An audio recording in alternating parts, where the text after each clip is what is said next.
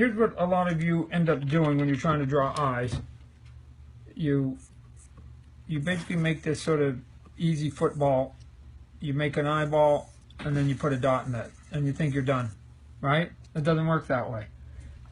So we'll get rid of this one.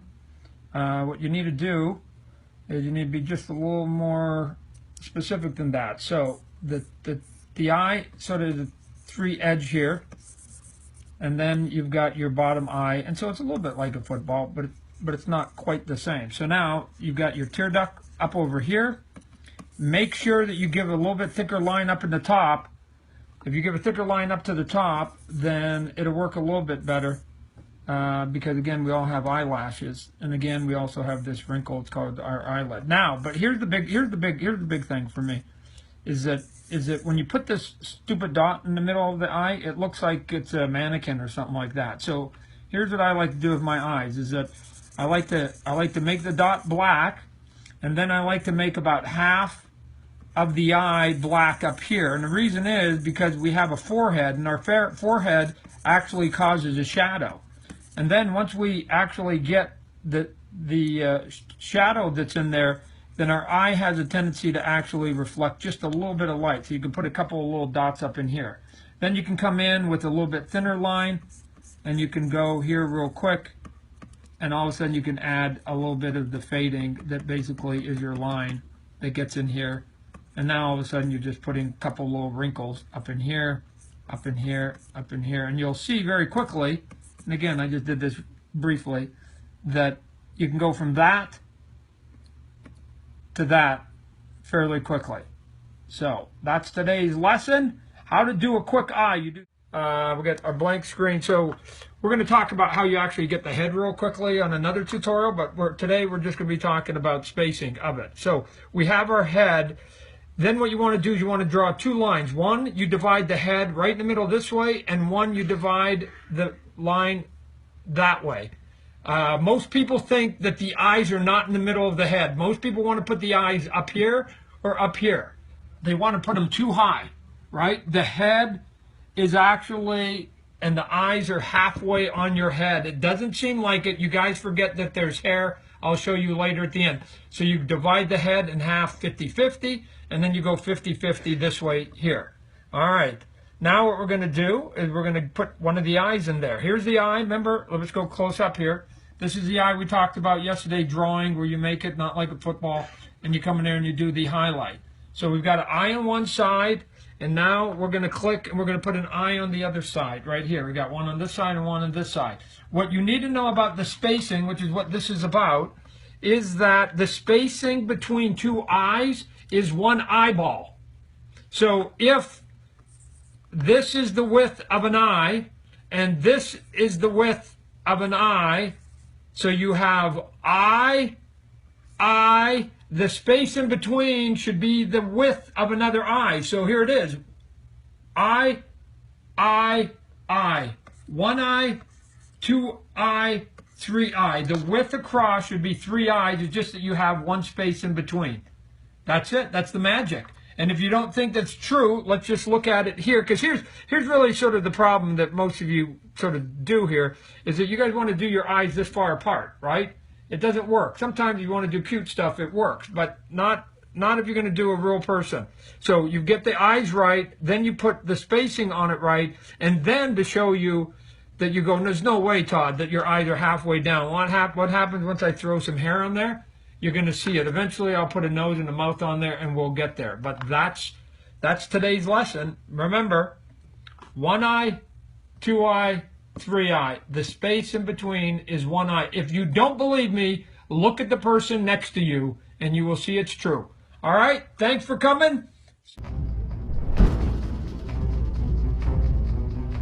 Know about the mouth is that it's not a straight line with the little wrinkles, although that's not bad. You want to start giving it a little bit of dimension. So even if you're going to actually have a straight mouth go across, remember we have these things called lips, so you can do a little bit of a bounce in it. So curled up at the top, give it a little bit in the middle, and then you can give that right here, because here's your nose here.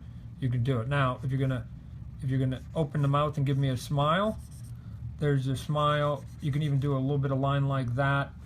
Let's switch here, get rid of some of this. So now you've got the nose, you've got the mouth, and here's the one thing that you do not want to do. You do not want to split the teeth in half, right? Look at everybody's face, and either people are bottom smilers or the top smilers, which basically means if they're a top smiler, you're going to basically have way more teeth showing from the top. About 80% is going to be up at the top, and only maybe 20% is going to be down at the bottom. So don't split it in half, right? You're going to get it dark right in here. You're going to give them little dimples. Here's your nose up in here. You go right here. The other one here, let's talk about female mouth. Whoa, wrong color, Todd. Let's go pick another color. Okay, so we're going to do a female mouth. Think of it as a triangle to start with. So to me, the triangle is the top lip. So here's your bottom line here. Let's say here's your lip right in here, right? So give yourself a little bit of a triangle, something like this. This is going to be the mouth. I know it doesn't look like anything right now. This is going to be the mouth right here. There we go. And now we're going to go back to the brush here. And then here's the lip. And here's your triangle. You got your top.